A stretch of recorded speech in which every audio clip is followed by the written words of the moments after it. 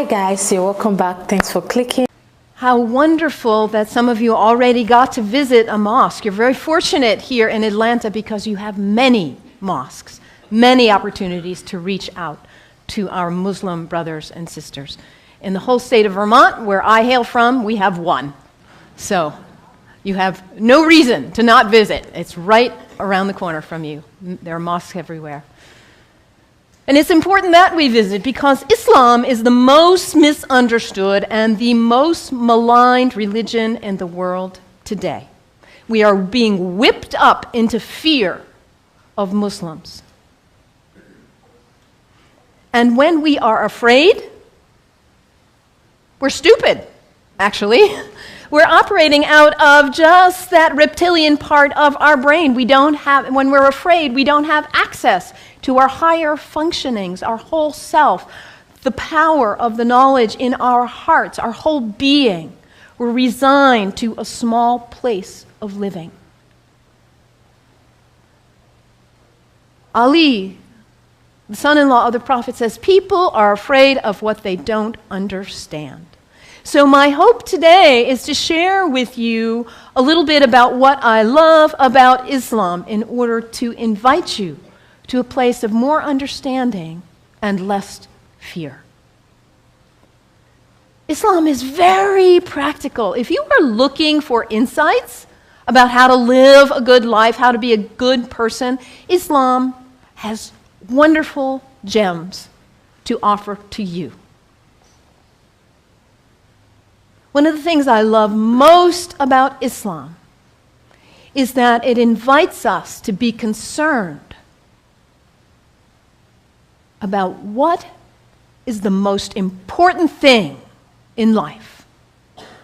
To get our priorities straight. What is it for you?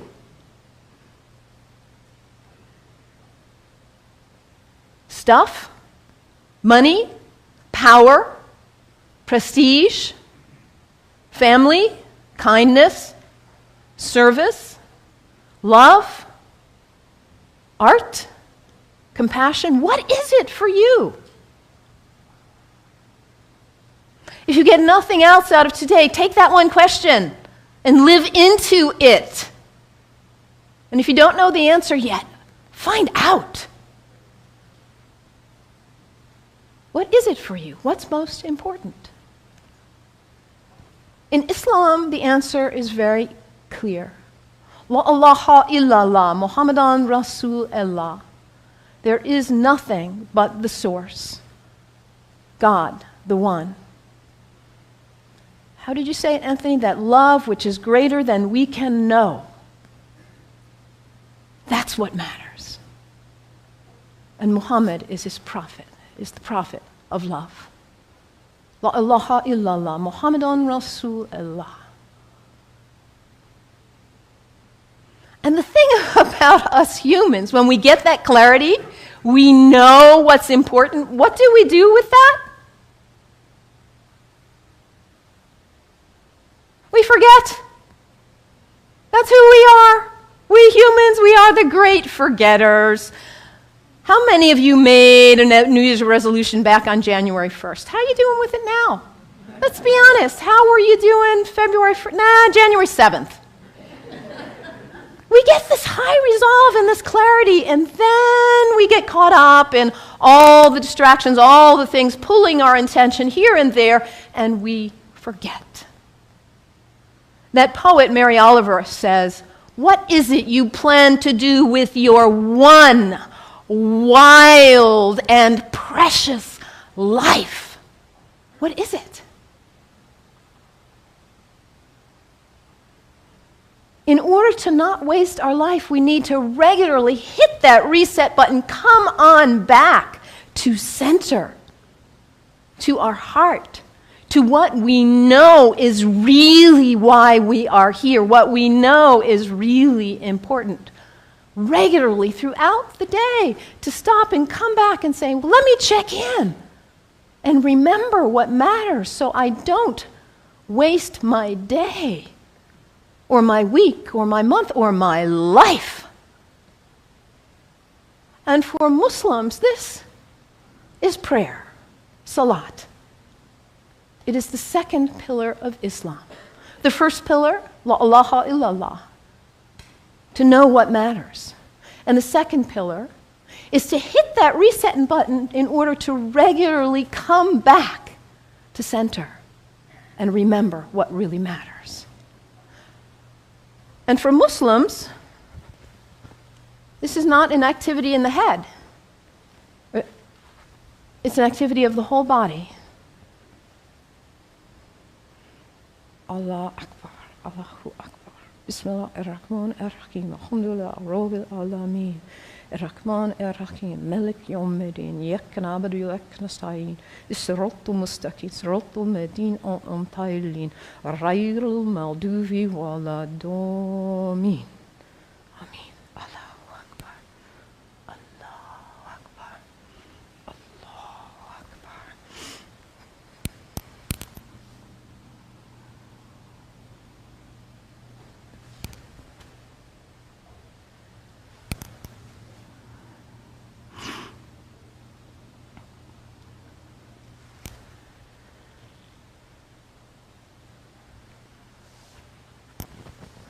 Can you imagine how limber you'd be if you did that 17 times a day? And it's done in the direction of Mecca, northeast, more or less. To hit that reset button in order to come back, to hear that voice still and small like we just sang about, to come back to what matters. So practical, I love that, the second pillar of Islam. Islam also reminds us to always be concerned about those who are less well off than ourselves. Over and over in the Quran it says, be concerned about the widows and orphans. Be generous. I brought some soup as a symbol of generosity, giving, donating to food banks, giving to people who need food. I think about Muhammad almost like a spiritual, a social genius. He himself was an orphan. By the time he was 6 years old, he had already lost both his parents. He knew marginality. He knew it. And what happens when there is imbalance in a society where there are some who have a lot and some who don't have enough? What happens here? Those who don't have enough are suffering, aren't they? Out of their lack of nutrition, food, healthcare, hygiene, educational opportunities, they suffer. And in their suffering, they may experience illness. Their illness doesn't stay there, does it? It spreads to the rest of the people. And in their need, they may choose to engage in criminal activity just to try to put food on the table. And that destabilizes the whole society when you have some without and some with too much. And what about the people with too much?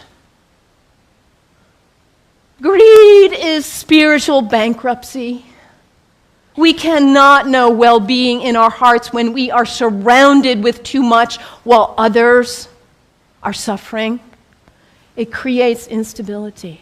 And Muhammad, peace be upon him, he was a spiritual genius, saying, let's bring it back into balance. Let's give. Let's be generous. And this is the third pillar of Islam, zakat, generosity. I love that about Islam. And I love, too, that Islam invites us to take a break from our habits. We humans, we're habitual creatures. We just are. We do something once, we do it again, we do it again. We just do. How many of you are sitting in the same seat you always sit in today? That's okay. Nothing wrong with that. We're creatures of habit. And if the habit's a good one, like brushing your teeth, wonderful. It strengthens you. Your habits can raise you up to give you strength and clarity to live your life on purpose with integrity. Or your habits can pull you down.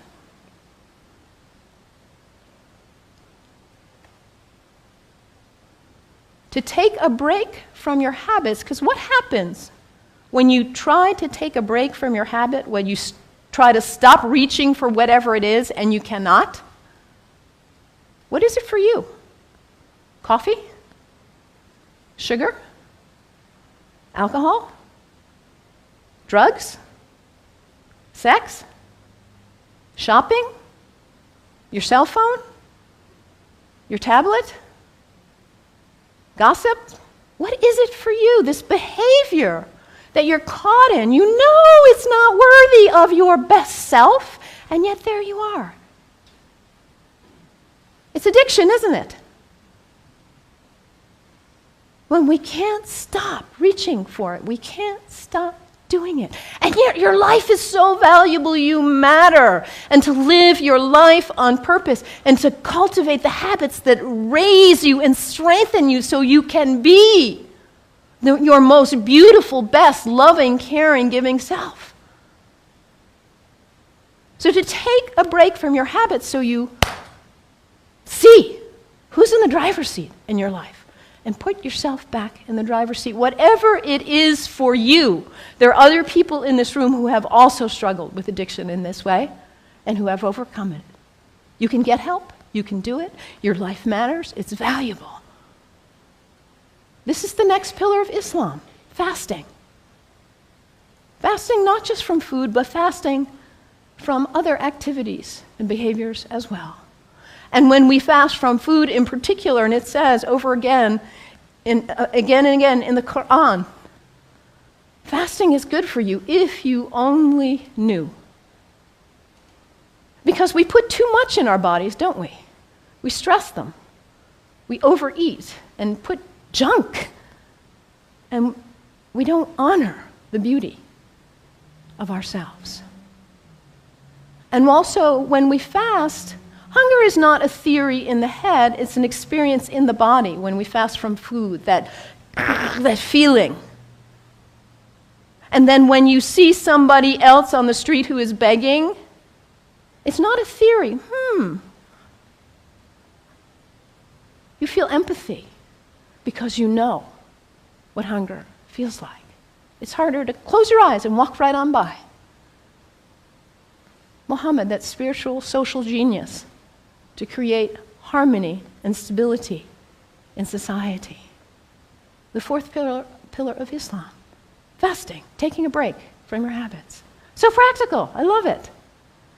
And I also love about Islam that it encourages us to take a break from our location, to travel with intention, to recognize the power of space, the sacredness of space, and how the greats who have walked on this earth have blessed the earth with their presence, their breath, their thoughts, their actions.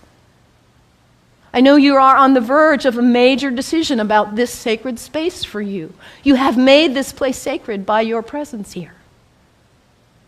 And as you perhaps choose to move on, you will perhaps make a new place sacred by your use and your love. The earth is sacred. Our places are sacred. And when we travel with intention, we are changed by it. This is the fifth pillar of Islam, pilgrimage. And for Muslims, the pilgrimage is to Mecca, which none of us will probably go there. But where is pilgrimage for you? My last name is Kennedy. My family is Irish. My parents have gone to Ireland. My mother says there are no words to express what it is like to walk in that place of our ancestors, of the great Celtic saints and sages. It may not be Ireland for you or Mecca, but where is it for you? Anybody been to Walden? The place where that great book was written? It's a place of pilgrimage for many of us. Anybody been to Transylvania? A place of pilgrimage for many of us. And what happens when we go? We leave our usual haunts. We travel with intention. We let ourselves be changed, be opened by new experiences, new interactions. And we come back and we are not the same. We look at our lives and we say, why was I doing that? I'm not going to waste my one wild and precious life on that. And we come back renewed and with a new value, a new understanding of the sacredness of our location, the beauty of the earth. I love this about Islam. So practical. What's the one thing that matters in your life? Hit that reset button regularly so you come back to your purpose. And don't be self-centered. Be always concerned about others and their needs, those less well off especially. And recognize the sacredness of the temple of your body. Cultivate habits that are worthy of you, that lift you to the best of who you are. And recognize the sacredness of space and the gift of the ancestors, the sages, the saints, the prophets who have gone before us and held a beacon of example for us. Travel with intention. Let yourself be changed. The 5 pillars of Islam. What great practical advice for living your life on purpose. And yet, at the same time as all of what I've told you is true, the beauty of this great tradition, we are being whipped up into fear against Muslims and Islam. I have a dear friend, Rudy, who is a retired UU minister and a Sufi like myself. And about 7 years ago or so, he said to me, Malin, Rudy grew up in Austria under the rise of Hitler. He said, what I see going on in the world now in the United States reminds me of my childhood in Austria. And in that time, it was the Jews who were being maligned, and now it's the Muslims.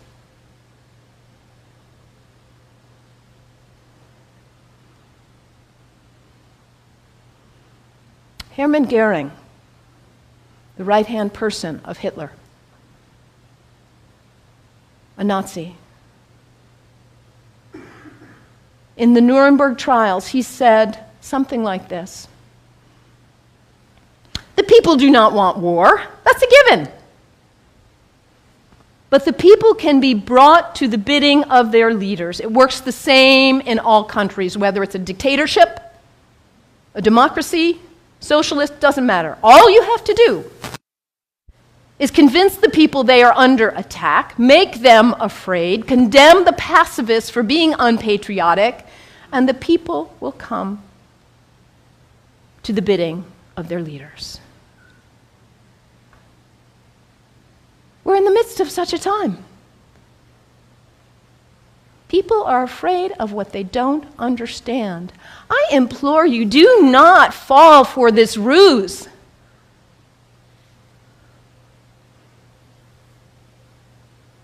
Because, as I said earlier, when we are afraid, we are stupid. We are relegated to a very small part of our mind. People who advocate violence are dangerous, whoever they are. Within Islam, guess what percent of Muslims, this is based on a Gallup study worldwide of Muslims, guess what percent of Muslims think violence is the way to go, is an appropriate response to what's going on? Less than 1%. This is really accurate social science research. And this less than 1% of Muslims who advocate violence are getting 75% of the media coverage. This less than 1%, yes, they are dangerous. The fringe in any religion is dangerous, whether they are Christians or Jews or Sikhs, whoever. Folks who feel compelled to use violence. This minority in any religion is dangerous. When we hear about Christians, we know not to equate the minority who would bomb an abortion clinic with all of Christians. The same is true with Islam. This less than 1% who would advocate violence, they do not speak for Islam. The people who speak for Islam are the people who are most concerned about living life on purpose.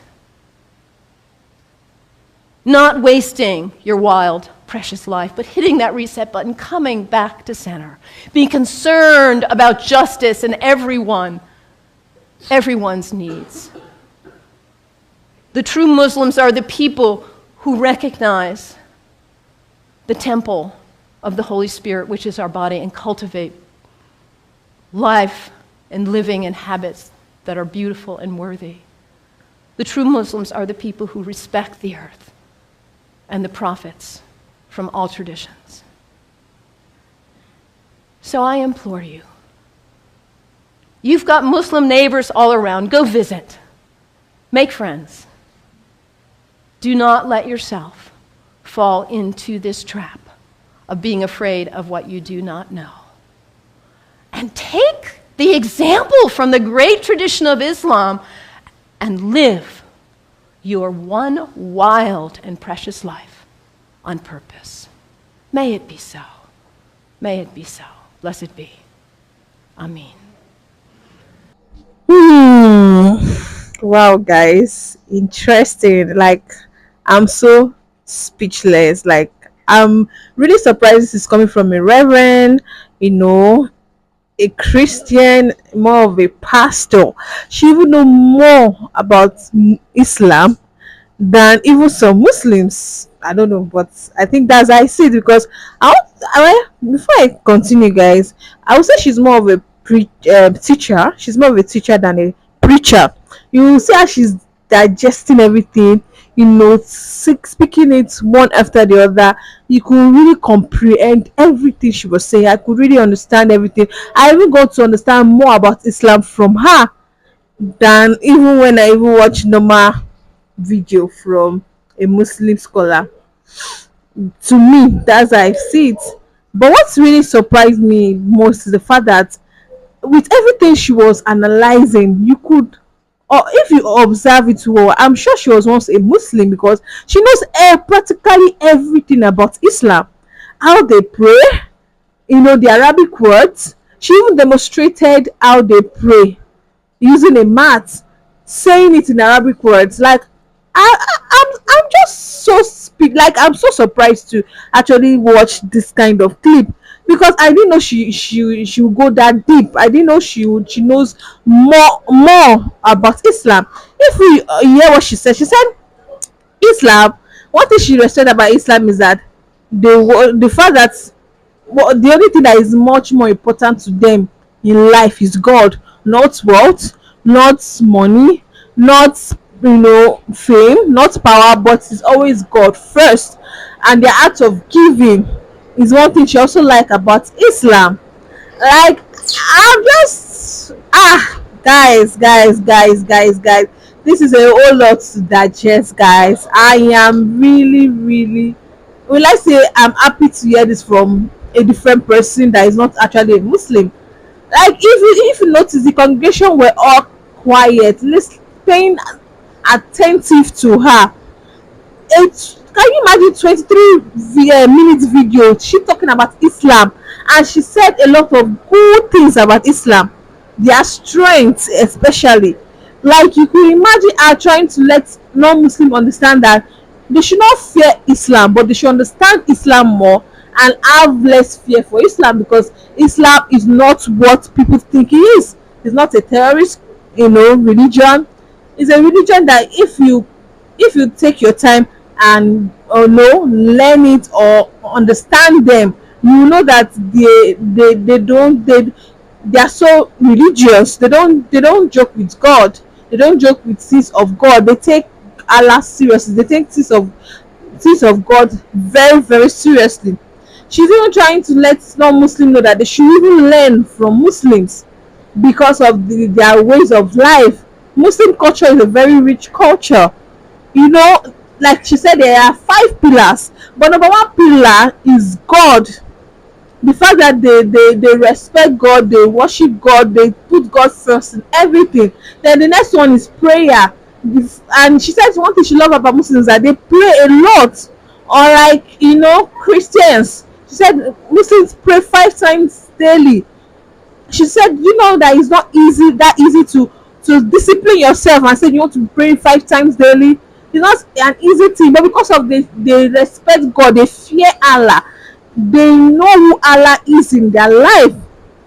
That's the reason why they make sure no matter how busy they are, they create time to pray 5 times daily. It's something that she also respects so much about Islam.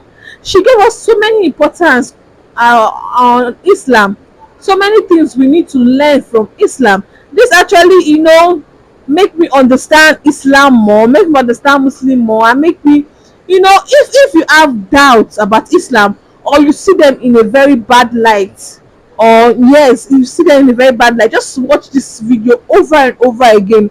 Then you will tend to understand that Muslims are peaceful people. you know like he said there might be bad ones there, but the good ones are more than the bad ones. And you never know, even the bad ones don't do things badly, on in public. She said one thing about Muslims are they do things, know they use wisdom to do things. They are very, very peaceful. I really love this video, guys. I can keep talking over and over and over.